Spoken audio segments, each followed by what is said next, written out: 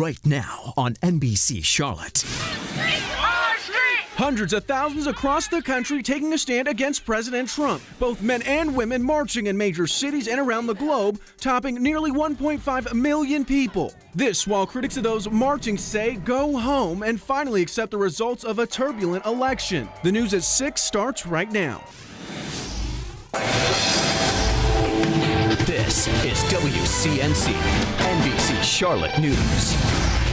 All right, everyone, thank you for joining us. I'm Xavier Walton. We'll get to our coverage of the marches in just a minute. But first, I want to bring in meteorologist Sarah Fortner. Sarah, we have the potential for some scattered showers tonight and 2 rounds of severe weather tomorrow, possibly. Severe weather. That's a term we don't really get to use a lot in January, right? And that's what really concerns me, is that it's happening on a Sunday. We've seen an increase in that severity over the last 24 hours. It's a dramatic increase in the severity. So this may be catching you off guard if you look at the calendar and you look at the weekend. Now, today we did have that pocket of rain move through midday, almost right on time, Xavier. We were saying 2 p.m. and I was seeing raindrops on my windshield in uptown Charlotte at about 1:23. So we were pretty darn close to that timing. Now we see some still heavy showers here exiting Richmond and Anson County. Those are some heavy pockets, not thunderstorms, nothing severe. Big picture, look at this. This is the upper level lows, Xavier, that we're going to have to watch for tomorrow. So for today, we do have a high risk across the deep south. Tomorrow, it's our turn. We've got an enhanced risk or a high risk for some severe weather in our region. Stay connected to me on Facebook and Twitter. In the meantime, I'm going to be breaking down the timing of those 2 rounds and exactly what threats will be impacted by. Back to you.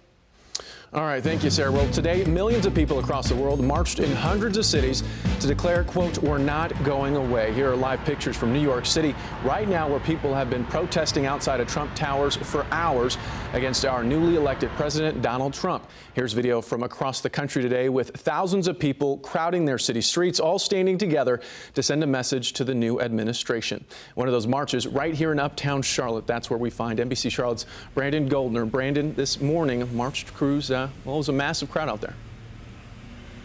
Absolutely, Xavier. The marchers numbered in the thousands. Many people protesting the election of President Donald Trump. Others simply standing up for women's rights. Their chants echoed off of Charlotte's skyscrapers as thousands of women, men, and children marched through uptown, demanding for women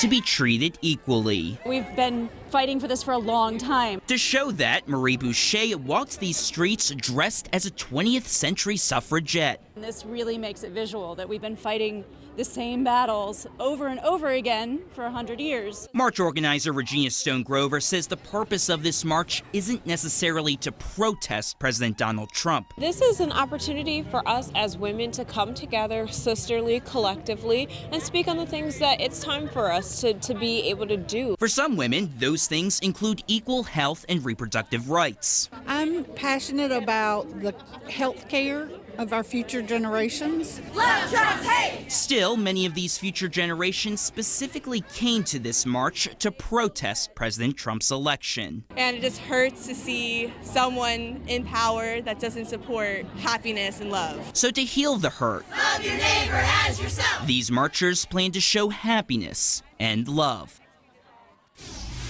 Organizers say the march is the first step to unify communities and create change. Live in Uptown, Brandon Goldner, NBC Charlotte. All right, thank you so much for that report, Brandon. Well, the Women's March on Washington is the one that started it all. Our very own Ty Chandler was there in the middle of it and spoke with people on the ground. Now, we don't have the final numbers yet, but estimates put the attendance of the Women's March at 500,000. We've seen women and men from all over the country making their way to Washington, D.C. And while some say it was anger and frustration that initially brought them here, they're leaving feeling hopeful. I feel better about this administration now that women are going to finally take control of this country and make it better again. So, yeah, I'm excited about what's going to happen in the future. I'm not so fearful, but more excited now. As the product of a woman, I feel like it's my duty as a man. I wouldn't be here without them, and to show my own support in any way possible, just being here and being around it. I feel like the overall tone today was just, being tired and just wanting there to be a mutual level of respect across the board. I think it's really hopeful Like the number of people that are here and how positive it is, I think it's very hopeful, especially after yesterday and what's going on. Even organizers saying more people showed up than was predicted or expected. This caused them to cancel the march to the White House from the rally location, even though a smaller group did decide to march anyway. Reporting from the Capitol, I'm Ty Chandler, NBC Charlotte. And our thanks to Ty for that report. The march on Chicago was the second largest march behind Washington, D.C. Chicago PD says more than 250,000 people took over downtown, shutting down major streets and sharing their rallying cries with onlookers. Chicago emergency management sources say that the crowd was triple the size of what they were actually expecting. In fact, it was so big people could hardly do any actual marching. People have been posting on social media about the Women's March all day long, some commenting on the sheer size of the crowds, others saying they're there to represent all nasty women, but not everyone is happy about it. Some are commenting saying people should rally others like this to get them to the voting booths for the midterm elections. These marches strategically happening on President Trump's first full day in office. And in the first 100 days, he's already promised a lot of reform. Just a few hours after being sworn in, he issued executive orders scaling back parts of Obamacare. Well, today, after a national prayer service, he visited CIA headquarters, where both he and Vice President Mike Pence spoke. About 400 CIA employees were there when President Trump told them no one feels stronger about the intelligence community than he does. The president later attacked the media for allegedly trying to create a rift between him and the intelligence community. They sort of made it sound like I had a feud with the intelligence community. And I just want to let you know, the reason you're number one stop, it is exactly the opposite. The meeting follows Trump's repeated and sharp public criticism of U.S. intelligence agencies before and after the election. He challenged and at times belittled their conclusions that Russia attempted to influence the election to help him win the White House. And coming up before the president leaves office, many wonder what actually happens to them. Well, coming up tonight at 11, we go over the way your tax dollars continue to support former presidents through the presidential pension program, even decades after their tenure is over. And get this, some of those presidents earn more than $500,000 a year. That story is tonight, coming up at 11. And we'll have continuing coverage on President Trump's first 100 days in office as they unfold. When we're not on the air, you can find more information on our website, WCNC.com. Well, tonight we're following a couple of developing stories. The first, a crash in Huntersville. Take a look at this footage from earlier this morning. Just by looking at the damage, it is amazing that no one was hurt. Police tell us this car wrapped around the pole on the I-77 southbound ramp to the 485 outer loop. The driver was able to get out of the car before medics showed up to take them to the hospital. Fire crews say thick fog in the area overnight actually may have played a role in this crash.